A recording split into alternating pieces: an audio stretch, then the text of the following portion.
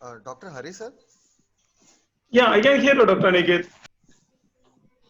So very good morning to all of you. Uh, First of all, because at the end we will not be getting time because we'll be rushing. We don't know till what time it will go. So thank you very much. So first of all, I would like to express my sincere thanks to Mohan sir, uh, Dr. Priyambada,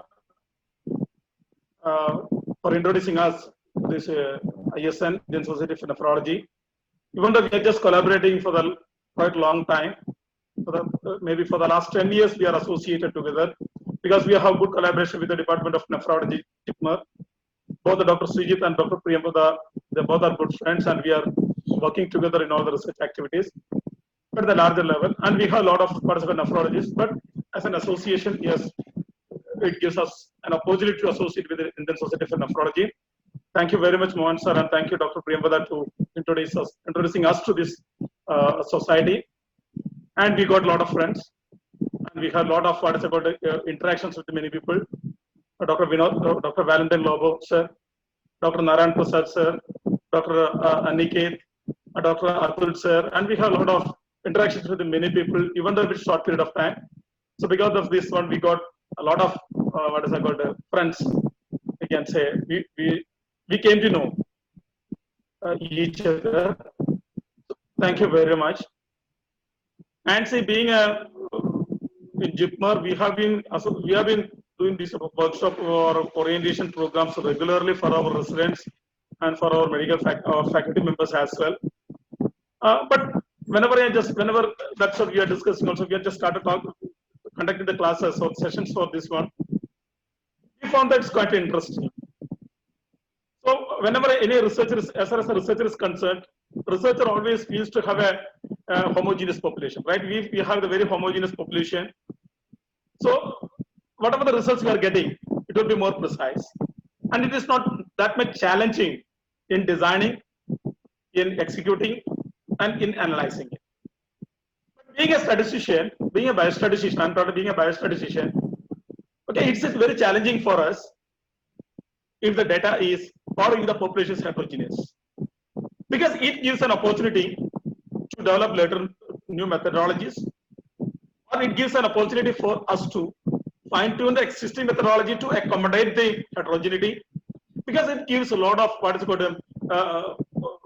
we can say prospects or what is called ways to deal with this heterogeneity. In that way, so methodologically, we will be able to further strengthen this statistical methodology as well. Why I'm telling this heterogeneity? We found that what we are assessing, what we are just seeing it, what we are observing it. So these are heterogeneous because this group is heterogeneous. So it gives a challenge. It was a little challenging for us in the beginning, but we accommodated. We are taking this a challenge, and we try to make it more robust way of conducting our session. So we have been regularly, as I told, we have been regularly conducting a session, courses like this. But one of the things I want to tell you, because of this August audience, that Department of Biostatistics JIPMER is regularly organizing a program called the JIPMER Research Leadership Mentoring Program. It is mainly for the medical faculty members. It's an intensive training on leadership in research. It covers how to be a leader, how to become a leader in research, how to become we can say that expert in the methodology, research methodology, and how to conduct a study and further strengthening the statistical aspect of it. It is called a JIPMER Research Leadership Mentoring Program. It is a mentoring program. It is not a training program, mentoring program. So how to mentor? We have been regularly mentoring the medical faculty members in the research methodology. That is the ultimate aim of this program. So already 3 batches is already we have conducted. 3 batches already gone out. We have been taking only 25 medical faculties, 25 faculties in a batch. And once it is advertised, means immediately within 2 or 3 days, because the seat gets filled. And so if anybody is interested, yes, definitely we are inviting you to attend this program as well. Here is not only a training program, it is a merely leadership mentoring program. And Dr. Priyamvada, yes, she was also attended this program, I think, last batch. And I think Gomadi madam is also there in this group. She is the professor from the professor in nephrology from TD Medical College Alapi, and she was also attended. And we found that it's a teamwork. It is not just a, what is it called, a training, and it's a discussion, group discussion. Also, more than the lecture, it is a group discussion is happening, and the mentoring program is really happening. So, if anyone is interested, yes, so we are welcoming you to this program as well. So, in this session, as Dr. Priyamvada said, so I am going to talk, or I am going to demonstrate you how to estimate the sample size in clinical trial. Yeah. So this session is mainly on how to estimate the sample size in clinical trial. So at the beginning itself, I would say that it is just a sensitization of sample size estimation in clinical trial. Because sample size estimation in clinical trial, yes, it is very important. As we know, among the evidence, it is a second top. It is among the hierarchy, it is on second top. The first one, the top one is on the meta-analysis, systematic review and meta-analysis. Just below it, so this RCT, randomized control trial, is placed. So, since it is providing the most robust, what is called information, so your design should be very proper. Your sample size estimation should be very, what we can say that it should be very robust, and the entire content or entire execution, entire analysis, entire interpretation should be very robust. So you have to be very careful whenever you are designing your clinical trial. That's what Dr. Priyamvada has already mentioned. So take the help of a methodologist whenever you are what is called designing a clinical trial, or you are executing a clinical trial, or analyzing the clinical trial. So in all the stages of the clinical trial, it is better to take them what is called help or opinion or advice of the methodologist. Because whatever the trial you are giving, whatever the trial you are just making whatever the results you are getting out of this RCT should be most robust. Otherwise, even if you are doing the study, means the result may not be that much scientifically valid. See, now you have been listening, what is it called, a lot of concepts, lot of what is called jargons. So I will take it in a different way. See, let us suppose an exam was conducted. I am introducing this superiority, inferiority, and what is called equivalence in a PBL manner, that is called problem-based learning manner. Okay, simplifying it. Let us suppose a student Y got 40 marks out of 50. And this is a student, exam was conducted, 40 out of 50. This student Y, another student X got 39 out of 50. Fine. So do you think that the student X is non-inferior to student Y? The first question, we are pausing it. Let us suppose it's a 39 and 40. You think that no, you are not thinking that X is X is non-inferior to Y. Fine. Let us suppose student got 38. Student X got 38 out of 50. Again, the same question is posed. Do you think that the student X is non-inferior to student Y in academics? Let us suppose your answer is yes. It's non-inferior because it's a margin of 2 marks. Now the student got 37 marks.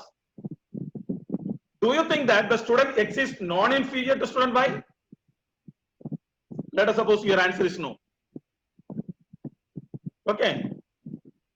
So the answer is no. No. That means you change what you did. You change. Listen, at one point of time, by considering the difference you observe or you want to have, you will change your decision.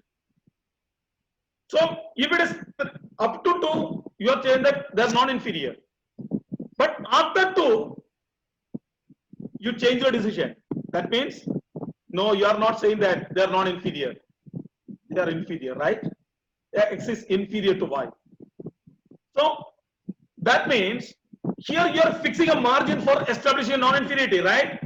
If it is more than 2, if the difference is more than 2, that means the marks got by student X and Y, that is X minus Y is minus 2 or less. Minus 2 or less, that means minus 3. Now see 37 minus 40, it is minus 3. So if the difference is minus 3, X minus students X minus student Y, if the difference is minus 3, then you change your decision. You're saying that they are inferior. But if the difference is minus 2 or more than minus 2 or minus 1, you are saying that they are non-inferior. Fine. So I thought you got the concept now. Fine. At one point of time, till one point of time, yes, it is acceptable for you. You are saying that no, they are non-inferior. At one point of time, you are saying that okay, above this, no, we cannot say that they are non-inferior. You are changing your what's called decision. Okay, this is one scenario. I hope that you got the message. This is what Dr. Priyamada told. Let us suppose the same, another scenario. Student Y got 40 out of 50. Okay. Let student X got 39 out of 40, out of 50. Or the same girl, let us suppose the same girl instead of 39, the girl got 41 out of 50. Fine, either 39 or 41. Now the question, do you think that the X is equivalent to Y? The student X is equivalent to student Y in academics? Fine. Let us suppose your answer may be yes. They are equivalent. That means 39 and 41 doesn't make what's called any difference. So you are saying that it is equivalent. Okay. Now I am changing this mark. Instead of 39, the girl got either 38 or the student X got 42 out of 50. Again, I am asking the same question. Do you think that X is equivalent to student Y in academics? Your answer is yes. Still you are considering equivalent. 38 or 40 or 42 doesn't make any difference, and you are considering it is equal. Equivalence is there. Okay. Again, I am changing the marks. Student X got 37 out of 50 and 43 out of 50. Fine. Do you think that student X is equivalent to Y in academics? Fine. Sometimes your decision may be no. Fine. Your decision may be no. Why? You are not considering the person who got 37 or 43 when compared to 40. No, they are not equivalent. You cannot consider they are equal. There is no equivalence between the person who got marks 37 or 43 when compared to the person who got 40. Fine. At one point of time, by considering the difference, again you will change your decision. Previously, both situations, your decision was yes. You are considering they are equivalent. Now you are changing it. Okay. That means what is called, you are fixing a margin of equivalence. Okay. So if it is 38 and if it is between 38 and 42, you are considering it as it is equivalent. But anything apart from this 43 or what is called this one 37, you are not considering it as equivalent. You are changing your decision. Therefore, what is happening? You are fixing a criteria to establish the equivalence. Fine. So previously I taught 2, you are fixing a margin for establishing a non-inferiority. Here you are fixing a margin for establishing the equivalence. Fine. This is the second scenario. Let us about the third scenario. Okay. She got 40 marks and girl X got 44 marks out of 50. Okay. Do you think that the student X is not equal to student Y in scholastic activities or academic activities? Fine. I change my question. See, first I taught non-inferior, whether the student X is non-inferior to student Y. Then I put a criteria that is called as what is the criteria? That is called criteria is called as non-inferiority margin criteria. The second scenario I told I want to test whether they are equivalent or not. I put a criteria. What is the criteria? That criteria is equivalence limit criteria. Here I am just putting a criteria. My question has changed whether they are equal or not. Okay. Now here I am putting a criteria. What is my criteria? Inequality criteria. They are not equal. Inequality means maybe superior. That will come later. Okay, here I'm putting a credit inequality criteria. They are not equal because either marks is more than four or four or more. I am considering they are not equal. So these are the three scenarios that is we are just dealing in our daily activities. These type of scenarios we are dealing daily in our activities. The same activities we are just converting in the platform of the clinical trial. So now the question, as I told you. So do you think that the student X is not equal to that means inequality criteria? Okay. Or other way, do you think that the student X is superior than student Y in academics? Either you can say that they are not equal. They are equal or not equal. Or sometimes you have to prove that the one student is superior than the student other. Okay. So these are the, in both cases, they are not equal. In first case here, we are going to prove that they are not equal. In second case, we want to prove that one is superior than the other one. In that case also, they are not equal, right? Fine. So how the question you are asking is very important. Fine. So here we are going to put a criteria. Okay, here putting a criteria. It is for inequality criteria, or other way, it is called as a superiority criteria. Okay, so one is the inequality criteria if you want to prove that they are not equal, or if you want to prove that it is one is superior than the other one, yes, we will change the terminology as a superiority margin. Fine. So these are the three concepts we have been dealing in what is called a daily life. Now converting this one to the clinical trial. Why I am telling this is very important for sample size estimation. Okay, if this concept is not very clear, okay, the sample size estimation, you cannot do the justice with your sample size estimation. This concept should be very clear. Now coming to the clinical trial, as Dr. Premala has already explained in detail, what are the three what is called objectives or hypotheses we are testing in clinical trial. Objective or hypothesis. Either to establish the non-inferiority or to test the non-inferiority, right? Objective is to assess the non-inferiority. And what is this hypothesis? To test the non-inferiority of X with Y. So, or other way, your objective is to test the equivalence or to test the equivalence. Fine. So, or other way, you want to test the superiority. Okay, superiority, or you want to test the superiority. Either you want to assess the superiority or you want to test the superiority. These are the three objectives or hypotheses we are dealing in clinical trial. Fine. So what is the non-inferiority? As he has already told, to demonstrate that given treatment is clinically not inferior, no worse compared to the existing treatment. Fine. So it is not worse. Whatever the new treatment, whatever the new what is called procedure we are proposing is not worse when compared to the existing. They are not inferior.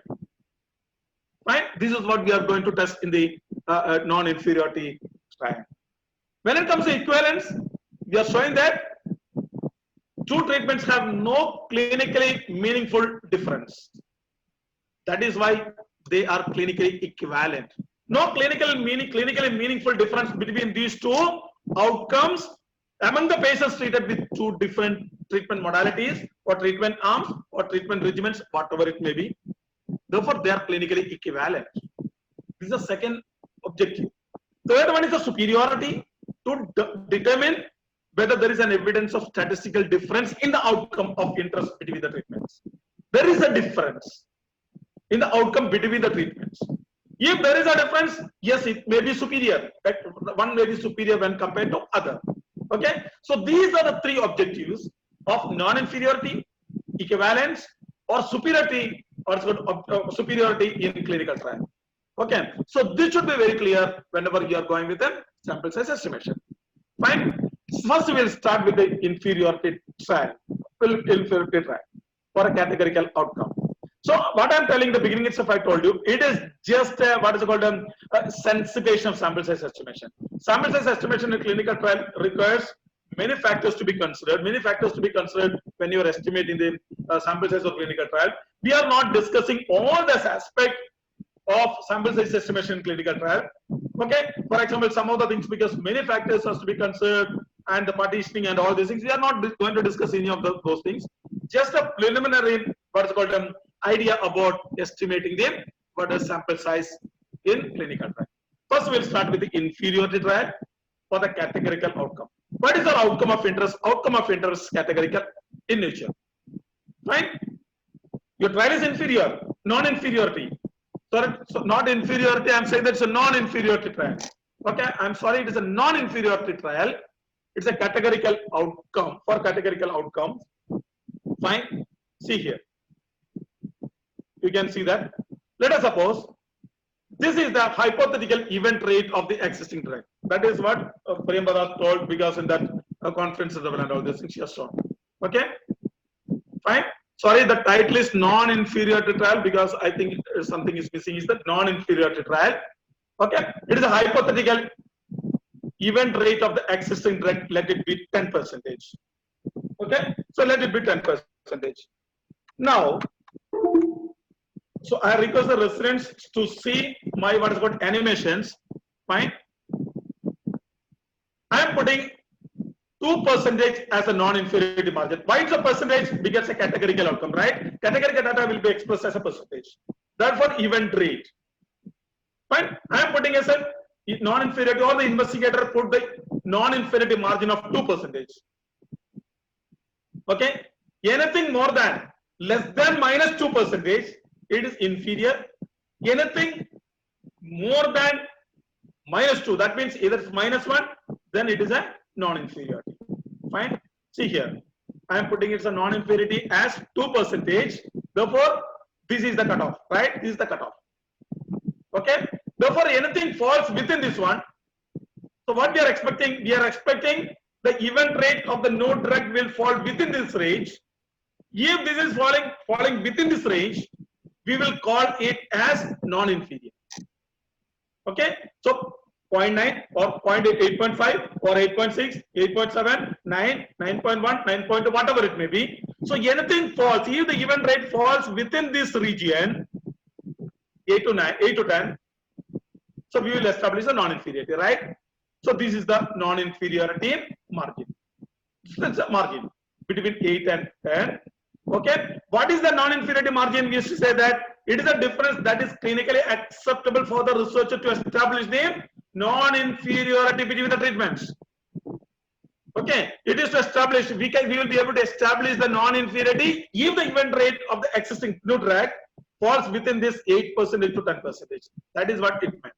If the event rate in the new drug is in between 8% to 10%, then we'll consider the new drug is non-inferior to the existing drug in terms of the percentage response. Fine. What will happen if it falls here? It is called, it is inferior, right? We will establish the inferiority. It shows the inferiority. Fine. So this is what is the concept of non-inferiority trial. Clear now? So what is our aim? What you have to do? You have to fix this non-inferiority margin. Isn't it? You have to fix the non-inferiority margin. Now see how to fix the hypothesis. What is the hypothesis of non-inferiority trial? This is very important. When you estimate the sample size, what is the hypothesis of non-inferiority trial you should know. So this is the what we discussed. What is this? So if the event rate in no drug falls within this 8 and 10%, that means the difference is greater than -2%. That means 8% minus 10% is -2. If the difference in the event rate in new treatment with, and so the difference in the event rate in new treatment and the event rate in the existing drug is greater than -2%, we'll say that it is a non-inferiority. Non-inferiority can be established. If it is less than -2, if it is less than -2 means event rate in new drug may be less than 8%, maybe 7.9 or 7.5 or 7 or 6. So whatever it may be. So let us suppose the event rate is 6. What will be the difference? It will be -3. That is 6 minus 10.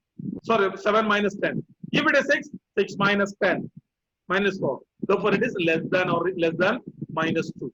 Okay. So if the difference is less than minus 2, okay, we are going to establish the inferiority. Okay, it favors the inferiority. If it falls within this 8% and 10%, that means if the difference in the event rate in the new drug minus the or the difference in the event rate in new drug and the event rate in existing drug is minus 2, more than minus 2%, we say that yes, the new drug is non-inferior, right? So what is this null hypothesis? Treatment A is inferior to treatment B. This is the null hypothesis in non-inferiority trial. Okay. So in terms of percentage, in this case, what is that one? PA minus PB is less than or equal to minus 2%. Anything falls in this side. Okay. So if it is 7, it will be minus 3. Minus 3 is less than minus 2, right? So in terms of percentage response, PA minus PB, the proportion in group A in drug A minus proportion drug B. A is the new drug, B is the existing drug. If the difference is less than or equal to minus 2, then that is your null hypothesis. Against what is your alternate hypothesis? Treatment A is non-inferior to treatment B. That is, in terms of the treatment percentage response, PA minus PB should be greater than minus 2%. That means it should be in between this 8% and 10%. This is the alternative hypothesis in non-inferiority trial. Fine? Is it clear now? See how to estimate the sample size. So first of all, you should know what are the inputs for estimating the sample size. So I hypothesize that, I assume that, so you know what is the background of estimating the sample size in our observation studies, for example, case control study or cohort design or case cross-sectional design or what is called abstract case control. So all these things, so you're a little familiar. That means you know you have some background in estimating the sample size, especially regarding what are the inputs for estimating the sample size. So all those things are relevant to here also. More than that, what are the inputs for estimating the sample size for the non-inferiority clinical trial? First one, the study design. Yes, we know that's an RCT. What is the hypothesis? It's a non-inferiority, right? So non-inferiority, hypothesis non-inferiority, objective is to establish the non-inferiority. What is the outcome variable here? Outcome is categorical. Isn't it? Outcome is categorical. Therefore, how will it be expressed? It will be expressed in terms of proportion. Fine. What is the level of significance? So 5% or 1%. Isn't it? Alpha error. So 1% alpha error or 5% alpha error that you have to decide. Power. If it is 80% or 90% or 95 or 85. Okay. What is the power? And the proportion of outcomes in the existing and new treatment. What is the expected proportion of the event rate in the existing and new treatment? Okay, and you have the non-inferiority margin. How much you are fixing the non-inferiority margin? These are the essentials in estimating the sample size, apart from all others which are applicable to the sample size in all other studies. Fine. So these are the inputs. I think you have got it now. Fine. Now I'll come to the sample size. What is very important is non-inferiority margin. Who is fixing? See, you are fixing as a clinician based on your clinical knowledge by considering many things: toxicity, cost, complications, everything. By considering everything, yes, you are fixing a non-inferiority margin. Fine. See here. Okay. What is the sample size formula? Okay, this is the formula for estimating the sample size for non-inferiority trial. I will demonstrate it, but you should know this. What is called this formula also? Why means, as I told you, what I am going to talk now, it is just a preliminary concept on estimating the sample size. But if we want to, whenever we are estimating the sample size in any clinical trial, sometimes we have to fine tune. Okay, we have to fine tune the sample size estimation. That time, for fine tuning it, yes, you should know all this concept, all this formula. So what is this allocation ratio? If it is 1:1, equal number. So this is the constant. I will tell you what is that value. Don't bother about it. It is 1 minus beta is the power in the given power in the given alpha error. What is the P1? It is a proportion of outcome in the existing treatment. Fine. What is P2? P2 is the proportion of outcome in the new treatment. P1 and P2. What is this P1 minus P2? It's the difference. So what is the D here? D is the non-inferiority margin. Okay. So these are the inputs. That's what I showed in the previously. What are the inputs? Here the power. What is the power? How much power? What is the type 1 error? What is the proportion of outcome in the existing treatment? What is the proportion of outcome in the new treatment? Fine. So what is the non-inferiority margin? That is very. These are the essential input for estimated sample size for formula. So if you know this one, it's a within short period of within 1 or 2 minutes, you will be able to calculate this sample size for non-inferiority trial.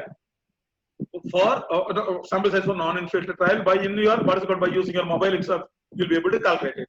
But here you see, what is this Z1 minus beta and Z1 minus alpha? These are the constants. I will tell you the value. No need to calculate, right? So this you will be getting. So this you know that, and this also you will be fixing it. Okay. What is this Z1 minus beta and Z1 minus alpha? So these are the values. So if you are coming with two-tailed, so Z1 minus alpha by 2 is equal to 1.96 at 5% level of significance. A constant. Straight away you can give it. Z1 minus alpha by 2 is equal to 1.96. And if it is for 1% level of significance, it is 2.58. Z1 minus alpha by 2 for two-tailed. If it is for one-tailed, it is Z1 minus alpha. Okay. The value will be 1.645 at 5% level of significance. Or it is equal to 2.33 at 1% level of significance. These are the constants. So these are the inputs here. Okay. What's Z1 minus alpha? See, Z1 minus alpha. So here you see it is 1.65. If it is at 5% level of significance, it is 2.33 at 1% level of significance. Fine. Similarly, what do you want now? Next one is Z1 minus beta, right? It is Z1 minus beta. It is equal to 0.84 with 80% power. 1.04 with 85% power. It is 1.25 with 90% power. It is 1.64 with 95% power. These are the constants. Okay, this is got it from the table value. That's a statistical table value. So don't worry about those things and all these things. So it's a constant. Straight away you can take this value and put in the formula. Okay, Z1 minus B, these are the value. We have to put this. You have to put here. Okay, P1 you know, P2 you'll be knowing. Expected proportion, you know the proportion, the existing treatment, you know. What is the expected outcome in the new treatment? Yes, you'll have some idea. And you have the non-inferiority margin. You put all these values here, you'll be getting the outcome. Okay, so this is the simple way. The same thing I will demonstrate with the software. Okay, so for demonstrating it, let us suppose this is an example.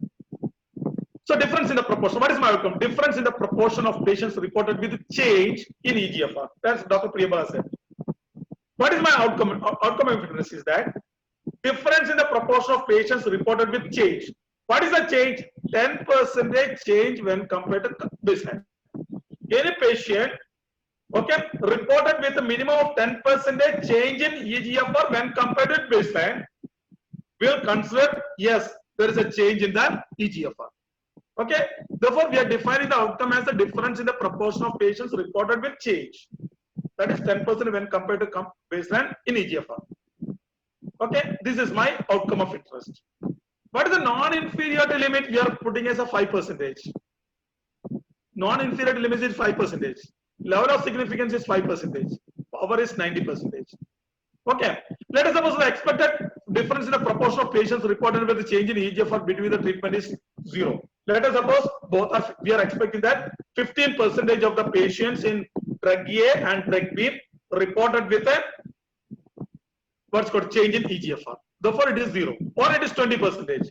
That is the expected proportion of patients reported with change in EGFR in both treatment. The patients receive treatment A and treatment B are same. Therefore, it is 0. Difference is 0. Fine. See, this is the scenario. I got the scenario. With this scenario, how to estimate the sample size using what is called by using a software. See, there is an online software called as a sealedenvelope.com. Okay, so the reference here. So this the reference are here, and this citation is given here. It is a simple software. Okay, so this software can be used in the beginning.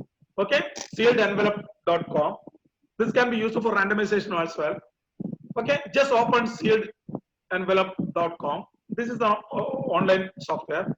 Just where to go after opening. This is the window.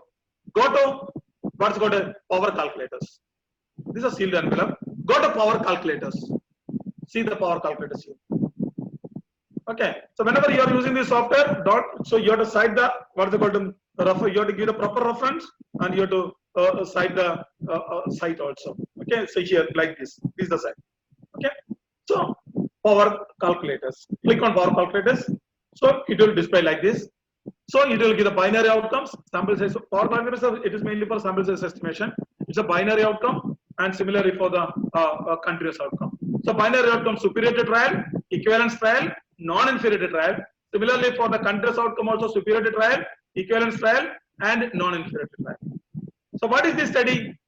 So this is mainly for binary outcomes in different trial designs, and this is for the sample size for the quantitative outcomes in different trial designs, non-inferiority, equivalence, and superiority. Fine. See here, in this example, it is a non-inferiority. Just click on non-inferiority trial. Okay. Binary outcome, non-inferiority. So this is the window. Window will be displayed like this. So it will be the what is the called level of significance. It will be the level of significance level, power, percentage of success in control group, percentage success in the experimental group. That is percentage in the control means existing drug, existing treatment. Percentage of success in the experimental group is new drug, and non-inferiority margin. These are the inputs for estimating the sample size. You just recall back that formula. Fine. So this is my what is called level of significance is 5%. Power is 80%, 90%. Percentage of success in control group is 10%. And so that 10% of the patients in the existing drug group reported with a 10% change in EGFR when compared to the baseline or with baseline. Okay, similarly, what is the success percentage of success in experimental group? That is the proportion of the patients reported with a change in EGFR in new drug. That is also 10% I am taking it. Okay, therefore the difference is 0. The expected difference is 0.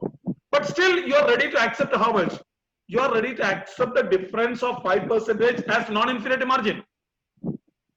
Okay, if it is 10%, okay. If the success is 10% in the existing, so if the new drug is giving 5%, proportion of the patients reported with the change in EGFR is 5% in the new drug, then also you are ready to accept by considering many other factors.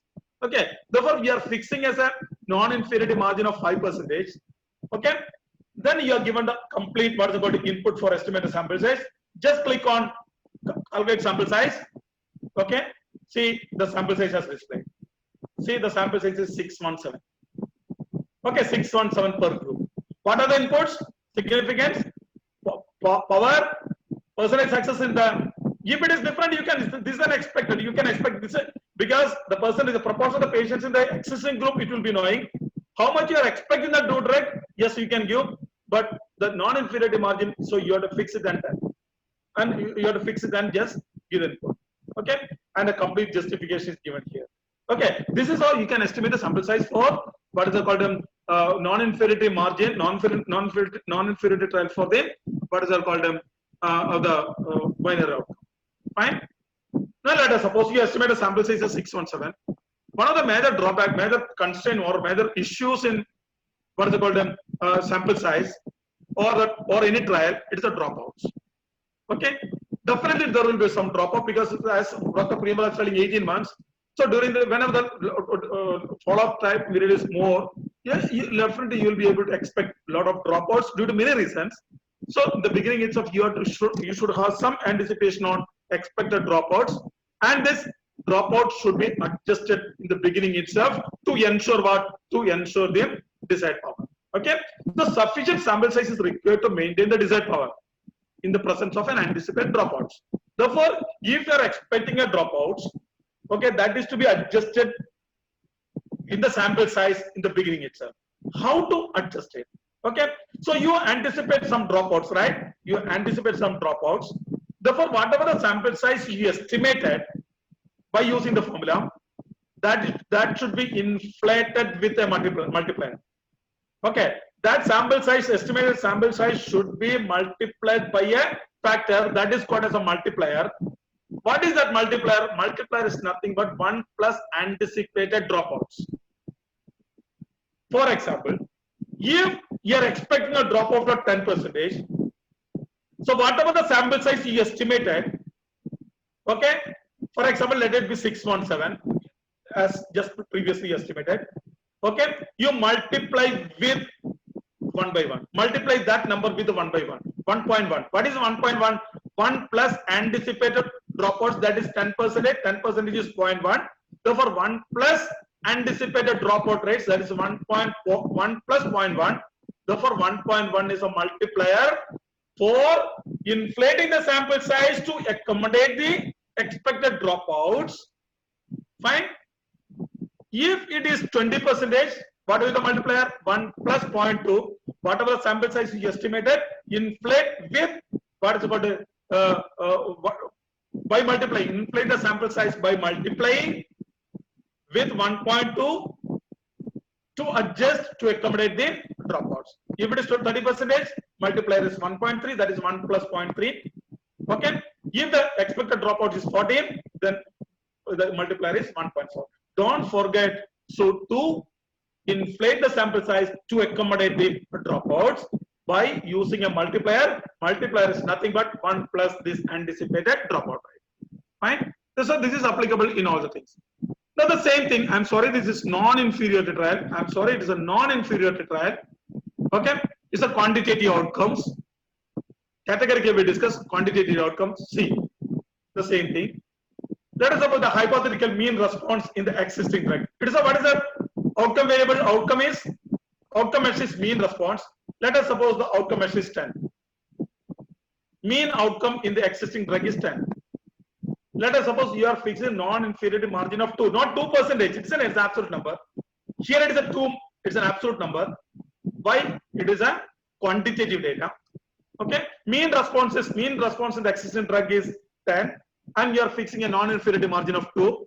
Where it will fall? So it can go up to 8. Okay. So anything falls within this 8 and 10, mean response within 8 and 10, we'll say that yes, it is fixing non-inferiority margin. Okay. So it is the result to establish or not. This is the range. This is the area where you can establish the non-inferiority between the treatment. Okay. If this is falls within this 2, we are saying that the new drug is inferior, non-inferior to the existing drug. So if it falls, if the mean value of the existing drug or mean value of the new drug falls within this range, we are saying that it is inferior. Fine. So what is the hypothesis? It is great. Anything falls within this 8 and 10. Okay.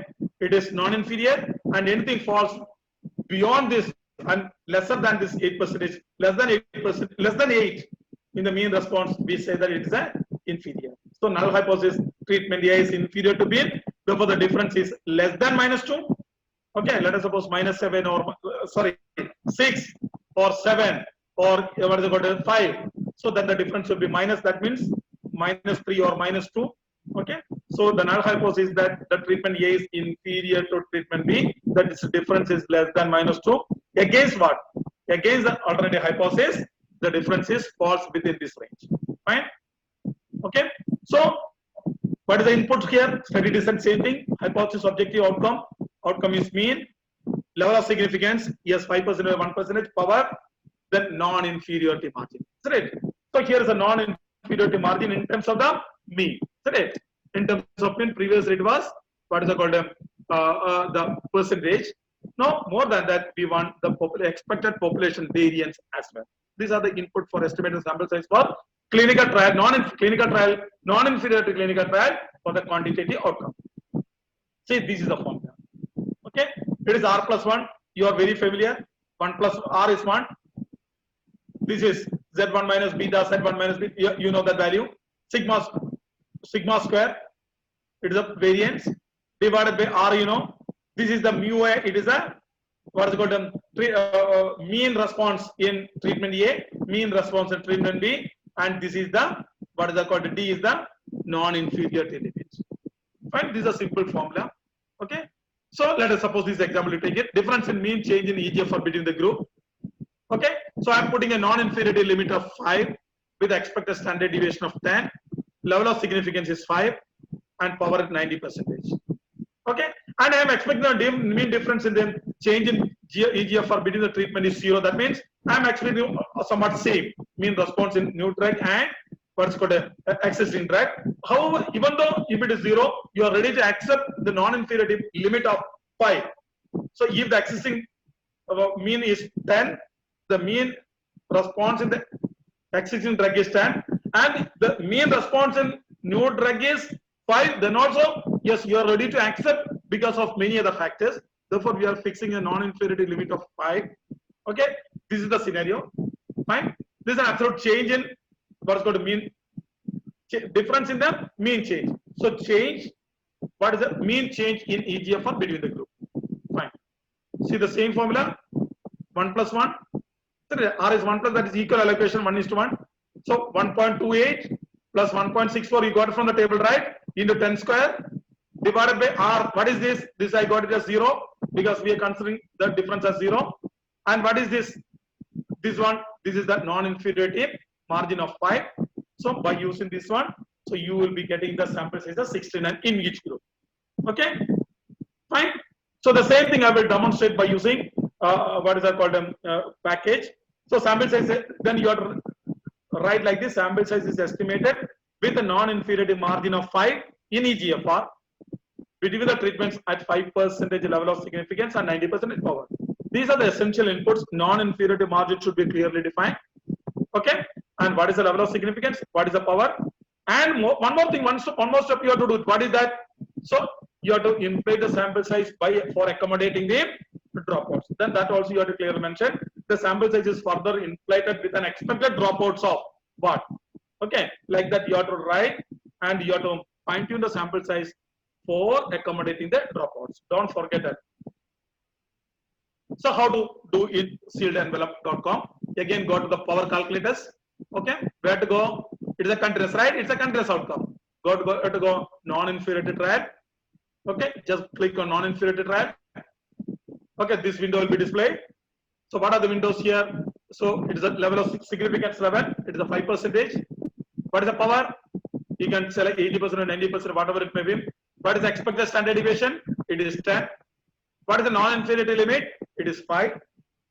Okay, so these are the input for estimating the sample size here. Okay, significance level, power, standard deviation, and non-inferiority limit. Okay, just click on some here. Okay, then sample size is given as 69 in each group. Fine, this is what I shown previously by using the formula. So this sample size should be further inflated with what? The expected dropouts. Okay, fine. Now we are coming to the equivalence trial. Okay, same example I will take it. Example. So the same margin. What will be the sample size for equivalence? What will be the sample size for non-inferiority? How it changes? I will demonstrate. Okay. See here. This is the expected hypothetical event rate of existing drug, as you know, 10%. Okay.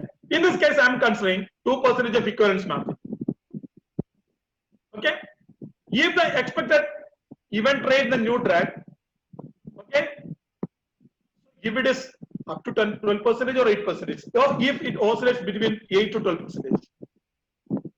Okay, it between 8 to 12%. If it can oscillate between 8 to 12%, okay, then I am considering it as an equivalent.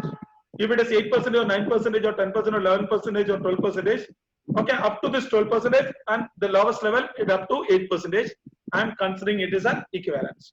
So I will establish the equivalence between this margin. Okay, between this level. Okay, if it falls here less than 8%,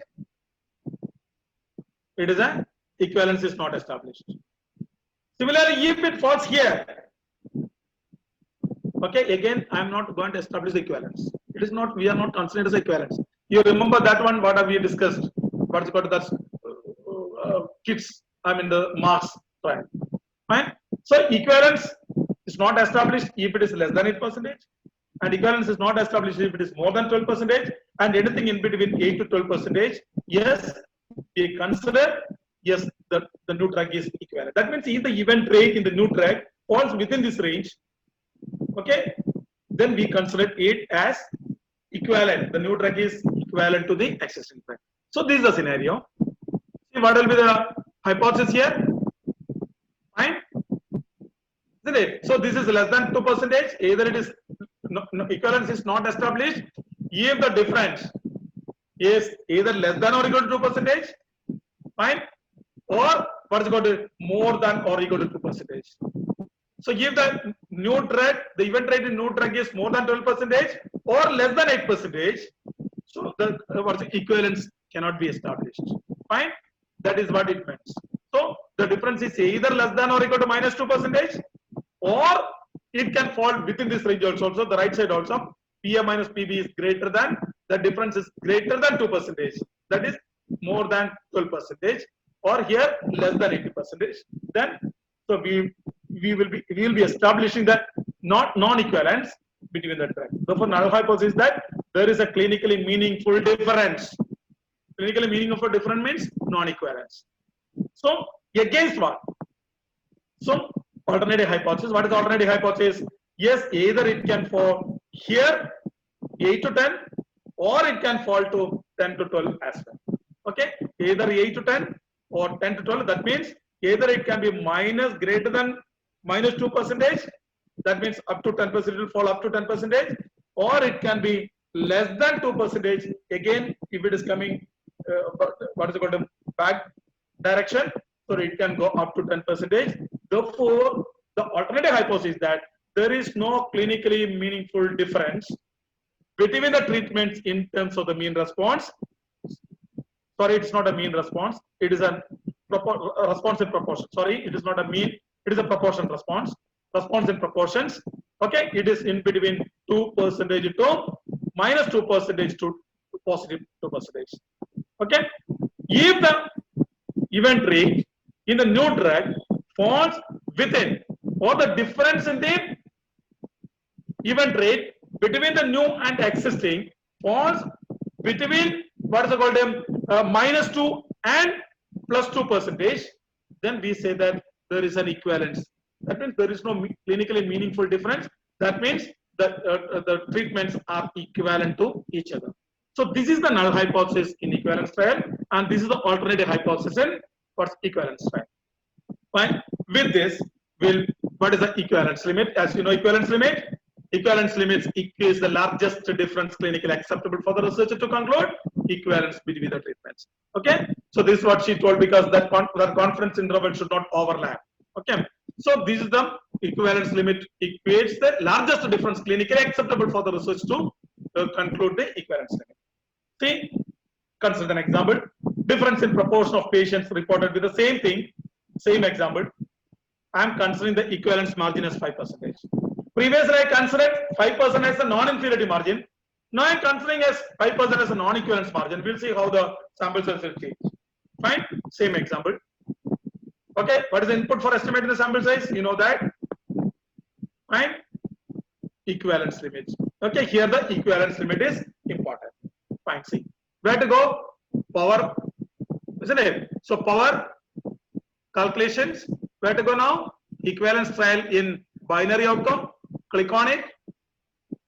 Fine. So window will be displayed. So what are the things? Significance level, power, percentage success in both control and experimental group, and equivalence limit. Fine. I am giving it as equivalence level as 5%, significance level as 5%, alpha of 5%, power of 5%, percentage success in both control I am considering it as a 10%, equivalence limit as 5%. Fine. What is my sample size? The estimated sample size is 780 per group. Okay. And again, what you have to do? We have to what's got to inflate the sample size by accommodating for adjusting the dropout rates. So this is how you can estimate the sample size in non-equivalence. Sorry, equivalence trial with a binary or categorical outcome or binary outcome. Same thing. Equivalence trial, if we have the quantitative outcome, the same concept, hypothetical stand. Okay. So what we can say, so it can, the mean can fall within 8 to 12. I am fixing a equivalence limit of 2. Fine. Equivalence limit is 2. That means it can fall 8 to 12, 8 to 10 or 10 to 12. Anything lesser, mean response in the new treatment less than 8. If the mean value of the outcome variable in the new treatment is less than 8, then equivalence is not established. Similarly, if the mean value of the outcome variable in the new treatment is more than 12, then also equivalence is not established. Fine. Why? Because we are fixing 2 as the equivalence margin. Fine. So this is the scenario. Instead of percentage, you are converting into a. I'm considering it as an actual. I'm converting into a. I'm taking it as the mean as the measure of outcome. Okay. See here. What will be the hypothesis? Okay. What will be the hypothesis? Okay. What will be the hypothesis? So if you can just, I'm just pausing for a minute. So you can imagine what will be the hypothesis, null hypothesis and alternative hypothesis. So what is our aim? So if the mean on the outcome variable in the new treatment falls between 8 and 12, the study would establish the equivalence in the mean response between the existing and new treatment. Isn't it? So I'll come to the hypothesis. What will be the hypothesis? This, okay, you just remember scenario. Okay, if it is less than or equal to -2, or it is greater than or equal to +2, what is that called? The mean difference, isn't it? The difference in mean response between the existing and the new drug. Okay, if it is less than or equal to -2 or greater than or equal to -2, okay, what will happen? It is non-equivalence is established, or equivalence is not established. Equivalence is not established, or non-equivalence is established. So for the null hypothesis in equivalence trial is that there is a clinically meaningful difference between the treatments in terms of mean response. Therefore, either this will fall this side, okay, left side of non-equivalence margin, equivalence margin, or non-equivalence margin, or it can fall the right side also. It can be greater than or equal to 2. Against the alternative hypothesis, what is alternative hypothesis here? There is no clinically meaningful difference. That means, so it should fall, or it should fall within this range of 8 to 12. Sorry. So it should fall 8 to 12. Right? So this is the null hypothesis and alternative hypothesis in equivalent trials for the quantitative outcome. Fine. See how to estimate the sample size. This is an equivalence limit. As I told you, equivalence limit equals the largest difference clinically acceptable for us to conclude equivalence between the treatment. See what are the inputs here? What is the inputs? Again, it is the equivalence limit in terms of mean, isn't it? Mean equivalence limit in terms of mean. Previously, it is equivalence limit in terms of proportion. See, this is the formula. Okay. I'm not spending time for this formula. You know, you are well aware of this formula. So here you are putting the equivalence limit. Fine. See this example I will demonstrate with this package. Outcome is the difference in mean change in EGFR between the group. The same thing. I'm putting the equivalence limit as 5. Expected standard deviation is 10. Level of significance is 5. Power is 90%. And expected difference in the mean change between the group is 0. Okay, I am putting an expected, the equivalence limit of 5. In the previous slide, I shown it's a 2. Okay, we'll consider this example. What Dr. Priyambara has already demonstrated that one. With the same example, I'm taking the equivalence limit as 5 in the change in mean change in EGFR between the group. Fine. We'll see how to estimate it. Go to power calculation. Go to equivalence, sample size for quantitative outcome. Click on it. Okay, video will be displayed. Significance level, power, standard deviation, and equivalence limit, right? So all these things you have to give. Okay, giving equivalence limit. So significance level as 5%, power as 90%, standard deviation is 10, and equivalence limit of 5. Fine. Click on it. Okay, estimate sample size. You will be getting the sample size as 87 in each group. Right? So this 87 is required. 87 is the minimum sample size required in each group to establish what is called an equivalence between the drug with an equivalence limit of 5 on average. Fine. So this is the way you can estimate a sample size for equivalence trial for a quantitative outcome. Fine. See here again, what you have to do? You have to further inflate, isn't it? You have to further inflate the sample size with an expected dropouts. Fine. Okay. Now the last one, the same thing. You just please remember it. I'm just showing the slide again. Okay. What for? Either I want to prove that they are not equal. Okay. I want to prove that they are not equal, but I'll put a minimum difference. Okay. To show that they are significantly different. Okay, it is we are putting a difference to establish that what's called a difference. Okay, difference to establish the difference between the group. Okay, that is what we are doing in the superiority trial. So in other way we can say superior, that means they are not equal means so one is better than the other one, isn't it? That is what one is better than the other one. So this is what we are going to discuss as superiority trial. Okay. So first we will discuss the superiority trial if the outcome is quantitative in nature. Okay. What is your null hypothesis? Null hypothesis: no difference in mean response to outcome variable between treatments A and B. Okay, no difference. There is no difference between the treatment mean response to treat. That means mean 1 or mean in group A is equal to mean in group T, or mean of the outcome variable in group 1 is equal to mean of the outcome variable in group 2. That means there is no difference. Let us suppose mu A is equal to mu 2. It's a mean. Okay, it is a mean in group 1 and mean in group 2. Mean of the outcome variable in group A and mean of the outcome variable in group 2 are same. Against the alternative hypothesis, there is a difference in the mean response to outcome variable between group A and group 2. What will happen here? Here my intention is to prove that, here you see there are two things. Okay, in this case, my intention is to prove that they are not equal. Okay, in this example, my intention is only to establish that they are not equal. Against the null hypothesis, they are equal. Okay, here I am not going to say that one is superior than another, and I am not going to prove it for the time being. I am going to prove that they are not same. I want to prove that they are not same. Against the null hypothesis, they are same. Okay, this is a one scenario in the superiority trial. Fine. See here, this is the formula, simple formula. Okay, sample size is Z1 minus beta in plus Z1 minus alpha by 2 the whole square into 2 into sigma square by d square. So it is a two-tailed. Okay, previous right or 1 minus alpha, it's a one-tailed. That is why you have to take the one-tailed Z1 minus one-tailed value. Here it is a Z1 minus alpha by 2 the whole square into 2 into sigma square by d square. What is this power? It is a type 1 error. This is the minimum clinically significant difference to establish the difference in efficacy. Okay, and what is the last one? It is a sigma square is the expected variance in the outcome. So who decides? See the denominator. Who decides? So this you decides as a clinician.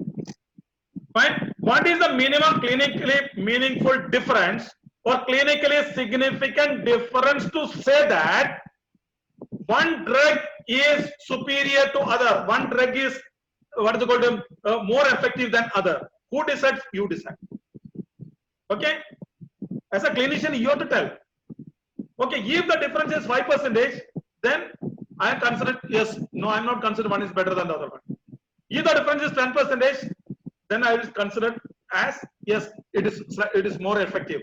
Drug A is more effective than drug B. That is why there is such a clinically significant difference that you have to decide. Always there is a tendency, okay, to search for the literature. You keep on searching the literature to find out a clinically significant difference.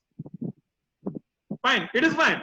So you can no harm in taking the clinically or the significant difference from an article or from the already established article.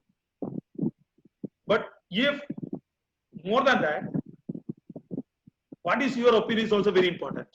Let us suppose study is conducted somewhere outside, which is totally different from our population. They have brought out some difference. Okay, is it acceptable for you as a clinician? That difference should be that difference we can expect in our population as well. Fine. So no harm in taking the data from the existing literature. But if it is not there, We cannot say that no, there is no established result, there is no result, there is no data on the difference between the drug.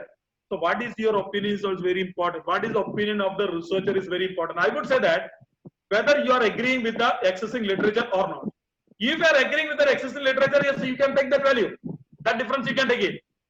Sometimes you will not be agreeing it. By considering many clinical factors or biological factors or what is called other conditions, social characteristics, population characteristics, you will say that no, that is not acceptable for us in our population. If it is not acceptable, you don't take it. You take urine, you generate, you take it out urine, what is called a significant difference to establish the efficacy. That is what we call it as a clinically significant difference. Either you can take it from the literature, or if you are not accepting the existing literature, the established evidence, established difference in the literature, so you can generate, you can have urine, particularly clinically significant difference for establishing the difference in efficacy. That is what is called a clinically significant difference.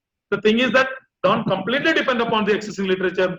You have to use your clinical sense by considering many of the clinical, biological, and what is called population characteristics in determining or in fixing the clinically significant difference. Okay, so this is what this is the very important thing. Always people used to ask whenever you just see the proposal, always where is the reference for this clinically significant difference? Okay, that time we can very well we can say that yes, that is what being the researcher we are taking the expert opinion. So we feel that. So for my study to establish the efficacy, I want to have minimum of this much difference. Okay, that should be whatever when you are fixing that difference, that should be clinically meaningful, and that is the minimum clinically significant difference, not maximum. Fine. Fine. See the same example how to estimate it. Let us suppose the mean change in control group you are expecting is 10, mean change in intervention is 12, 15, clinically significant difference is 5. That means you are fixing a 5 as the minimum clinically significant difference in the change in the EGFR to say that one is better than the other one. With an expected standard deviation of 10, level of significance is 5, as power is 90%. So this is the scenario. So who decides this clinically significant difference? You decide. And what you are going to say? Minimum 5 difference should be there in the mean change in GFR between the group to say that there is a difference in the efficacy of the drug A and B. Fine. See here. Simple. We can just calculate it. See, it's a set 1 minus beta. You remember that my table. You got it 1.28 plus 1.96. It is a two-tailed value. Whole square into 2 into 10 square divided by 5 square. Simple multiplication, you will get 85 in each. Fine. Okay. The same thing. See, you remember? Do you remember from where you got it is 1.2 and 1.96? So this is the one. Okay, 1.96. Two-tailed 1. And what is called the second value? 1.28. 1.28 get you from the 90% power. Okay. So this is how you estimate the sample size for it. What is the called for establishing efficacy. Okay. Establishing efficacy means that means one is more effective than the other one. Fine. Similarly, if you want to the same thing you can do in a sealed envelope. Okay. Where to go? It's a quantitative. You have to go with the sample size for quantitative outcome.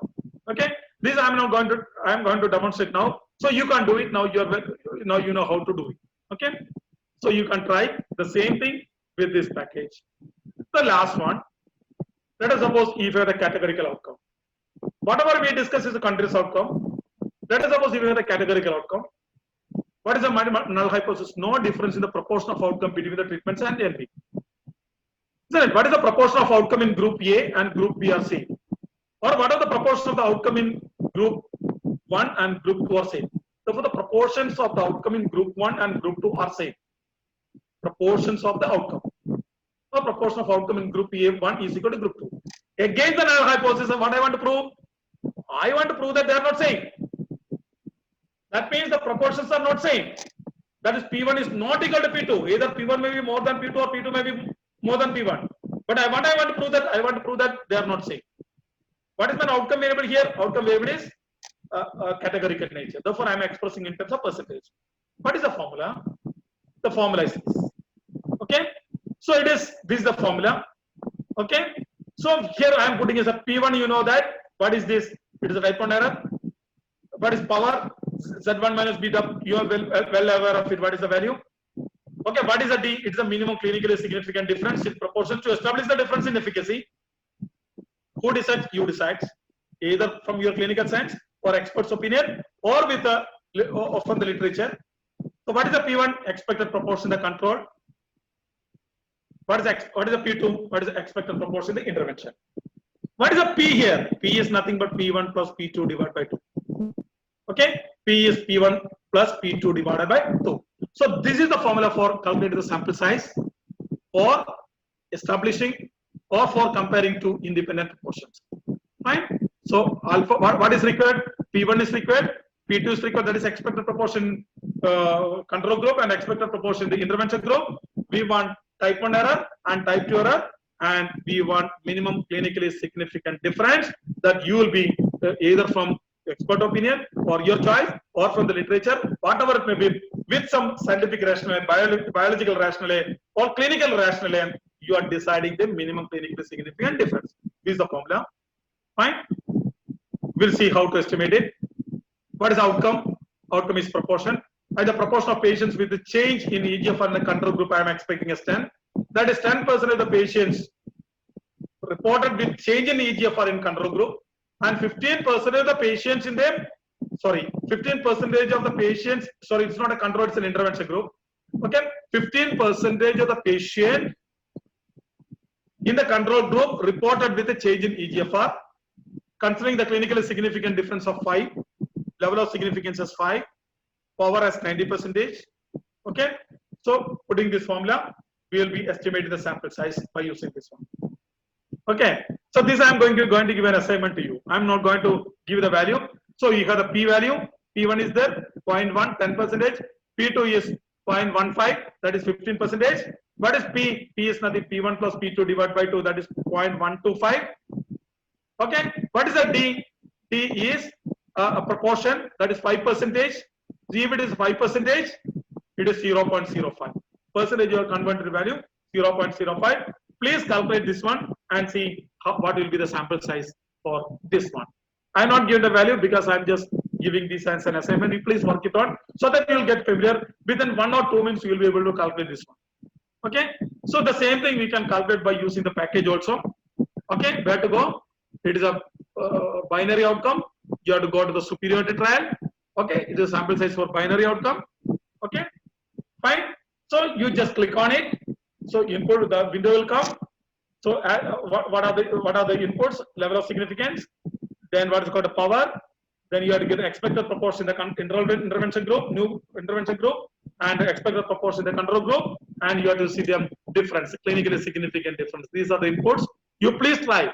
Okay, I'm not demonstrating it because I didn't, because I'm just giving you to do it so that you'll be get familiar with that one.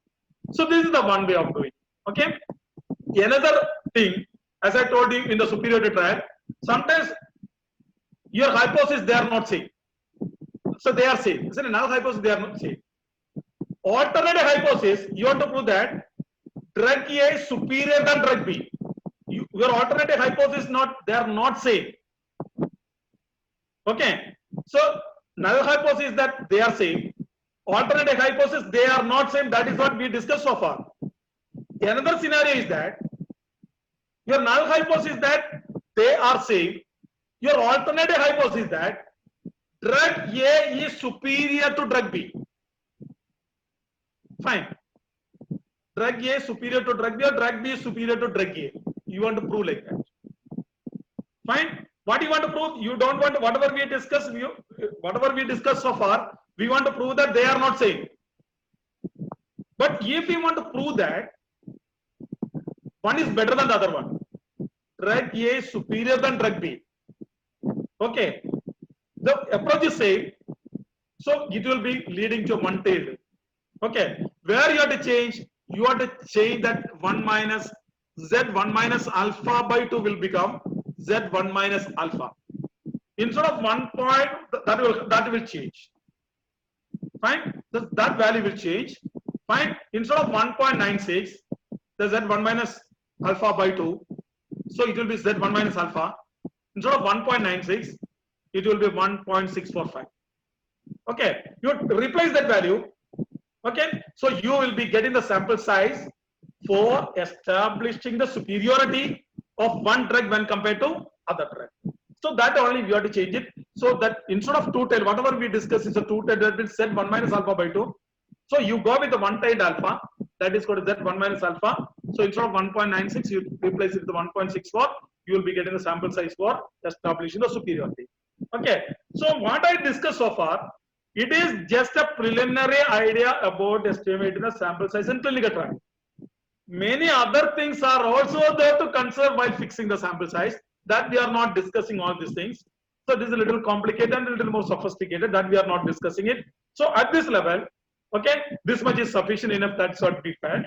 That is what I just, what is called, restricted my talk on the sample size, in preliminary idea about estimated sample size in the clinical trial. Okay, now see, one last message I want to convey. So how it is, how these parameters are related? Power, precision, alpha error, clinically significant. So if we have more power, more sample size are required. If more samples are there, the study will have more power. If we want a more precise estimate, you want more samples. If you have more samples, you will have more precise estimate as well. If you want alpha error, you want to reduce, sample size will go up. If sample size is higher, automatically the alpha error will also come down. So if the clinically significant difference is minimum, sample size will go up. Okay, so these are the relationship. You have to keep it in mind. Okay, only keep it in mind, but this should not be taken as a criteria for estimating the sample size. So what will happen? So last sentence, what will happen? People will, you don't have a tendency to prefix your sample size. Okay, so now that, okay, I fixed my sample size as 60 or 70, whatever it may be. For getting that sample size, what will happen? You keep on changing these values of alpha error, power will change, keep on changing that, you will be simulating it. You will simulating your alpha error, you will be simulating your power, you will be simulating your clinically significant difference, you will be keep on simulating it to achieve the already predetermined sample size. That is the very, very, very bad. It's a wrong, what's called criteria. That's a wrong practice. Please don't do it. Estimate the sample size. That means what? If you are doing like that, means you are just compromising with your own clinical decision, clinical knowledge. Okay. Let us suppose you decide to have a minimum of 5%. Even if the 5% you are ready to accept that one is better than the other one. But if you are keeping it a clinical significant difference as 5% for estimated sample size will go up to 690, something like that. Sometimes you will not be able to achieve it. Then what automatically will do? You will increase the clinical significant difference. Means no. I am just ready to accept up to 10%. Okay, you change your decision. How you change your decision? Not based on your clinical knowledge. You change your decision based on the number of sample size. That you should not do it. You are changing your decision. Whenever you are taking a decision, you are just giving the prime importance for your clinical knowledge and clinical decision. Clinical knowledge. Don't based on the number. Therefore, if you decide that clinical minimum clinically significant difference is 5% and estimated sample size is more than this much, or more sample size come, immediately don't change your clinical decision about the clinically significant difference for reducing your sample size. That you are doing injustices by yourself. Okay, you are clinically compromising. Clinically compromising by yourself. Okay, that please don't do it. Even if you are not estimating achieve the sample size, just you can just say that the minimum required sample size is this much. So we are able to get only this many sample size and go with the power analysis. Finally, you report the power. Say that because the sample size is very small, the required sample size is this much.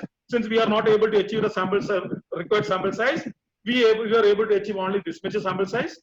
Fine. Okay. Therefore, we are estimate the power. Power is only this much. For remember 80% or instead of 80%, minimum 80%, we are getting the power of 70% or 75% or 60%. No harm in reporting them. What is the limitation of the study? Okay. So then you can say that okay, this study should be repeated with a larger sample size to come out with to establish the efficacy. Like that, you can conclude it. So instead of that, don't keep on changing these parameters to get the already prefix the sample size. Fine. So with this one, I'm stopping here. So thank you very much. Thank you so much, sir. Actually, this session was very much needed, and I think it has been aptly, I aptly followed the RCT session instead of a separate session for the same, so that we could have context. Sir, so there are a few questions.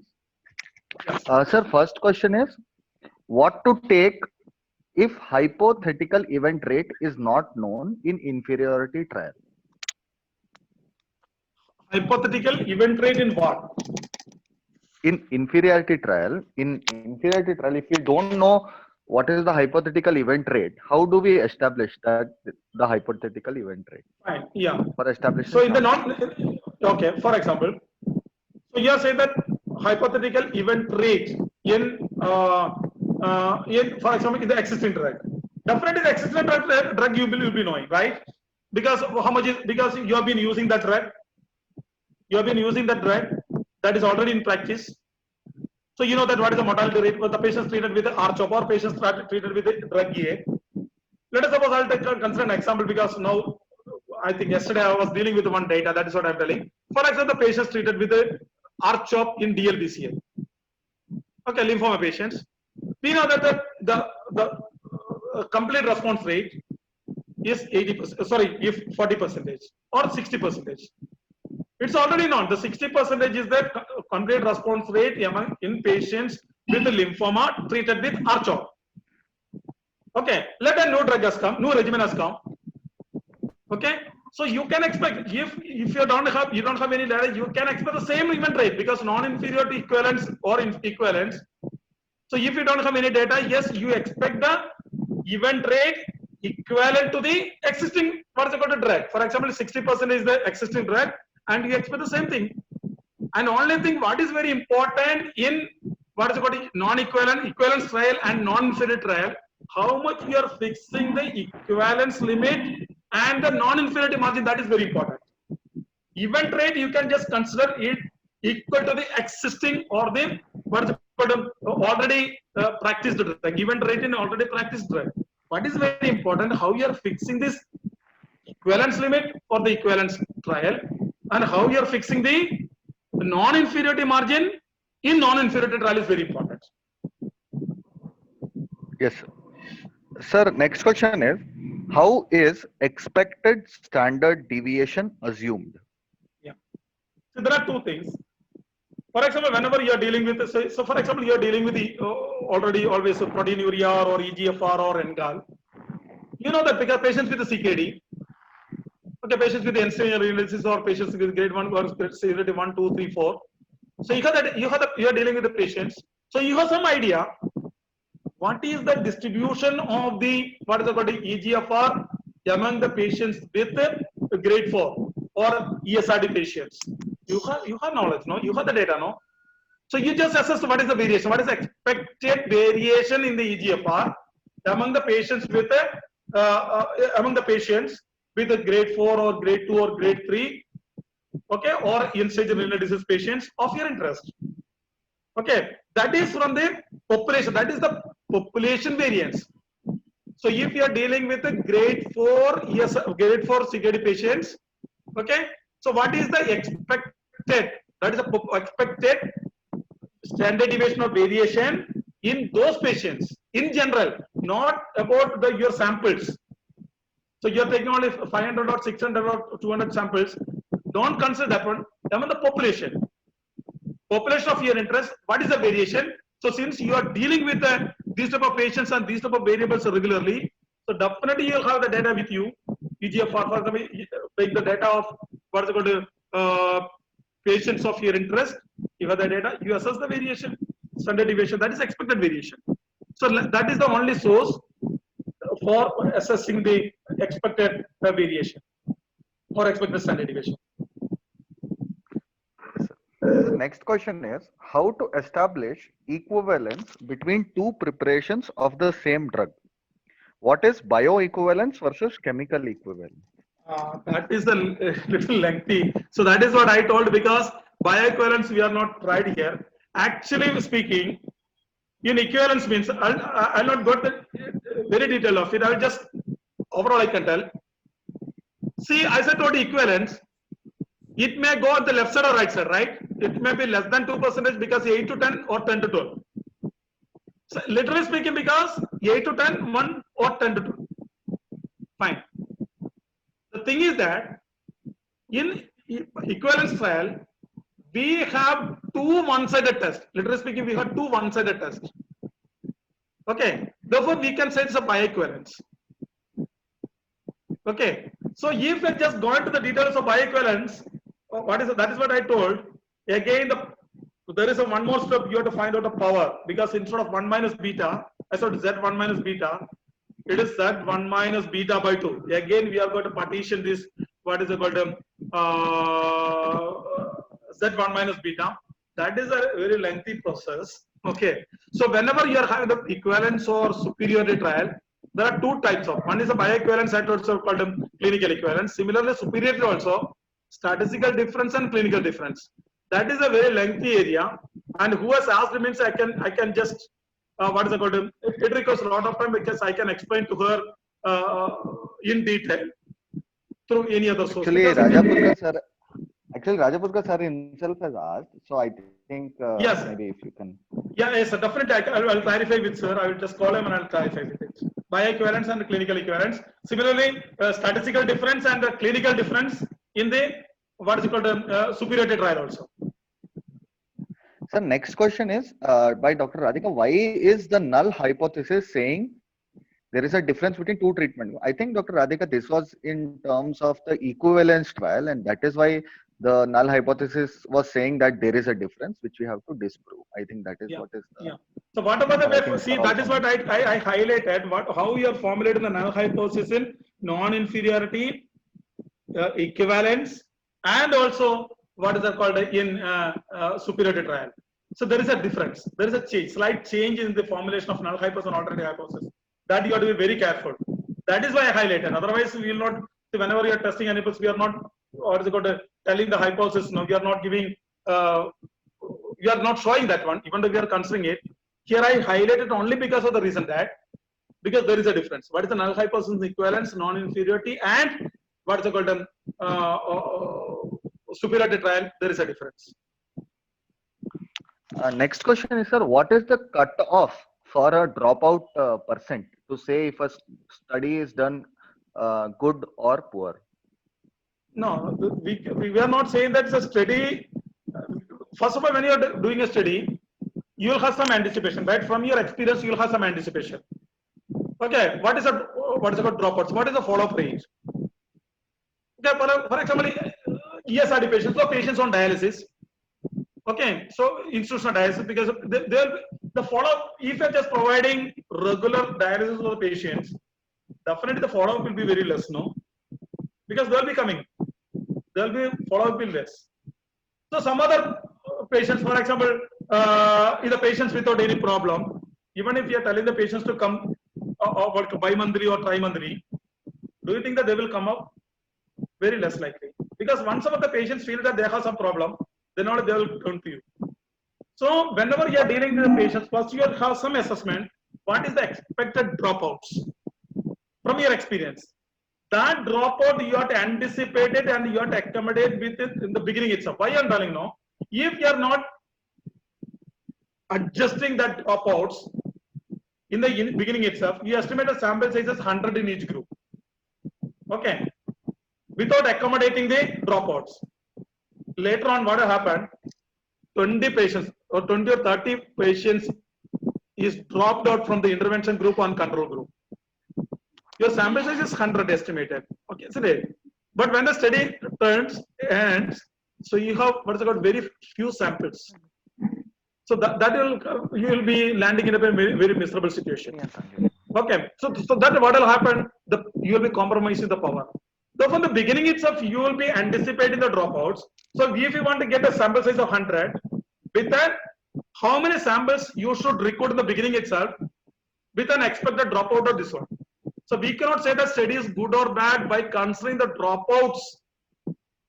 Okay, so we cannot classify it. Next question is, when we say equivalence range as 5%, does it mean plus or minus 5% or plus or minus 2.5%? So I think this is a equivalence range, or it is a, what is that called? Whether this is considering it as an alpha error. 8 to 12 like you took. So equivalence range will be plus or minus 2 or 4%. So that 4% is actually plus or minus 4% or plus or minus 2%. That's what I think. No. That again you are not going to. So then again it's a bioequivalence that we are not going to see that. For example, if you are saying that 8 to 12, if it is fall between the expected event rate, the established event rate in the existing drug is 10, okay, then you should have a decision. You have to take a decision based on your clinical judgment. Okay, how much maximum below it can go? Okay, so how much? Okay, in the other side also, how much it can fall? Or for example, give the event rate is 13% or 14% or 15%, then automatically it will go to the superiority, right? Okay, that is you have to decide how much it can go. So it is usually it will consider as the same value, because if it is a 2% means plus 2% or minus 2% is to the existing drug. But still, so give the higher side, the positive side, so you have the freedom to decide. Okay. Madam, can you unmute and ask the question yourself? I think. Yes, sir. Sir, actually, sir, what I meant is when you give the limit in the software, in the program, so it asks for a percentage. So when you give 5%, does this mean plus or minus 5%? Yes, plus or minus 5%. Yes. Okay, sir. Thank you, sir. Yes. Sir, with that, we come to the end of the questions. Any other questions, please, you can email to sir directly in the email provided. Over to Rajapukra sir. Sir, one more thing I want to tell you about the results. This is the very initial, I think the very preliminary concept on sample size. Okay, so always better, because when you are estimating, you can use it for getting an idea. Please verify, because it's the highest level of evidence. You are bringing the highest level of evidence in RCT. Please make sure that whatever the sample size is estimated is proper or not. Because by that time, because the methodologists will be considering many other factors that I don't discuss here, because it's a little complicated as a bioequivalence and all these things, no? So whether the power is sufficient, or whether you have to partition it, beta instead of beta, so beta by 2, you have to take it. Many factors, other factors to be considered. That only the methodologists can tell, because it's a little complicated. You don't break your head for that. Okay, always take the opinion of the methodologist whenever you are designing and executing the clinical trial. So thank you very much to all of you. Thank you, sir. Very much to everybody for staying along on this Dussehra Day. Happy Dussehra to all of you. Hari sir, I'm very grateful that you took this extra session, and Priyamvata, as usual, a very nice presentation. Thank you so much. We'll end here and see you again on the next weekend. Thank you. Thank you, sir. Thank you, sir. Thanks to all.